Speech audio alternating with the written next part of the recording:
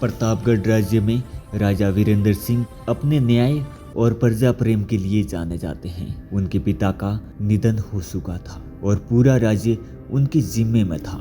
पड़ोसी राज्य नवगढ़ पर हमला हुआ तो वीरेंद्र ने मदद के लिए सेना भेजी। वही उनकी मुलाकात नवगढ़ की राजकुमारी देवरानी से हुई। देवरानी बहादुर और समझदार थी। पहली मुलाकात में ही दोनों एक दूसरे को पसंद करने लगे, लेकिन किसी ने कुछ नहीं कहा। युद्ध खत्म होने के बाद देवरानी को सम्मान देने के लिए प्रतापगढ़ बुलाया गया। महल में वीरेंद्र और देवरानी की मुलाकातें बढ़ने लगी। दोनों एक दूसरे को समझने लगे, लेकिन दोनों शुभ थे। उनके बीच एक अनकहा रिश्ता बन गया।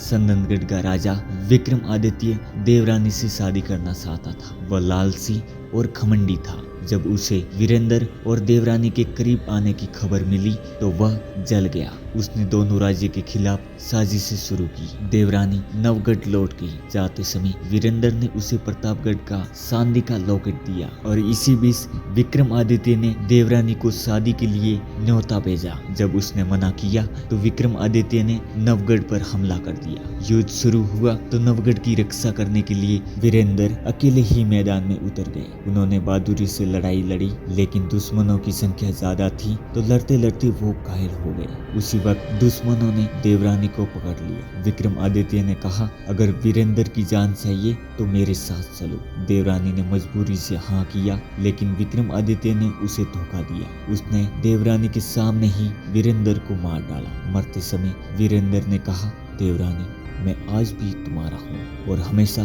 तुम्हारा ही रहूंगा। देवरानी टूट गई थी। विक्रमादित्य ने देवरानी को जबरदस्ती संदनगढ़ ले गया। उसने उसे रानी नहीं बल्कि कैदी बना के रखा। देवरानी ने उसके सामने झुकने को इनकार कर दिया। वह बोली, मेरी आत्मा आज भी वीरेंद्र की है और तुम मुझे मजबूर कर सकते हैं लेकिन जीत नहीं सकते। लेकिन एक रात तूफान के बीच देवरानी रहस्यमय तरीके से महल से गायब हो गई। पूरा राज्य हिल गया। कोई कहता है कि वो मर गई है और कोई कहता है कि उसने आत्महत्या कर ली है, लेकिन सच्चाई कोई नहीं जानता।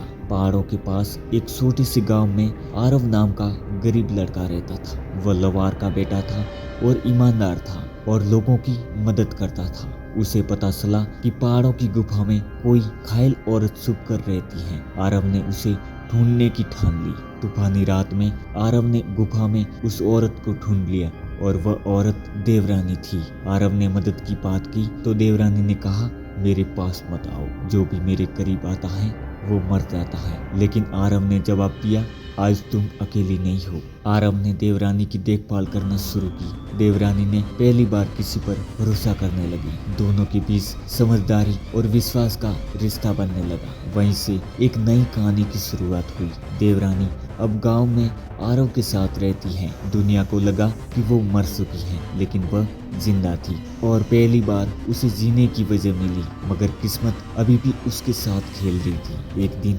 आरव जंगल से लौट रहा था। जैसे उसने झोपड़ी में कदम रखा तो उसने देखा कि देवरानी गायब थी और मेज पर सिर्फ एक ब्लड से लिखा खत मिला। उसमें लिखा था कि वो उसे वापस लेने आया है और वो खत विक्रमादित्य ने भेजा था।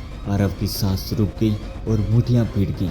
उसी समय बाहर किसी ने मसाल फेंकी और झोपड़ी आग की लपेटों में घिर गई और धुएं में से एक रहस्यमय बूढ़ा प्रकट हुआ, जिसने कहा, अगर तुम्हें देवरानी को बचाना है तो सच जानना होगा, और वो सच है जो तुम्हारी जिंदगी हमेशा के लिए बदल देगा। क्योंकि तुम साधारण नहीं हो आरव, तुम वही हो जिसे किस्मत वापस लाती है। आरव ने पूछा, कौन सा सच?